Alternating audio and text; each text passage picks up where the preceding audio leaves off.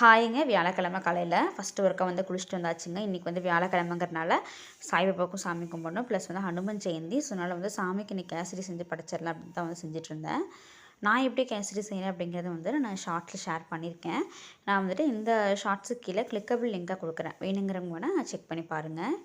அப்புறம் கேசரி பண்ணிட்டேன். சைடில் பார்த்தீங்கன்னா இன்றைக்கி வந்துட்டு வியாழக்கிழமை இல்லைங்களா, அதனால் மார்னிங் வந்து ஒரு வேளை நானும் அம்மாவும் சாப்பிட மாட்டோம். முந்தின நாள் வந்து அம்மா சப்பாத்தி செஞ்சுருந்தாங்க, நிறையவே செஞ்சுருந்தாங்க. ஸோ தக்காளிலாம் போட்டு அது வந்து இந்த கொத்து சப்பாத்தி மாதிரி தாளிச்சிக்கலாம்னு சொல்லிட்டு தான் வந்து பண்ணிகிட்டு இருந்தேங்க.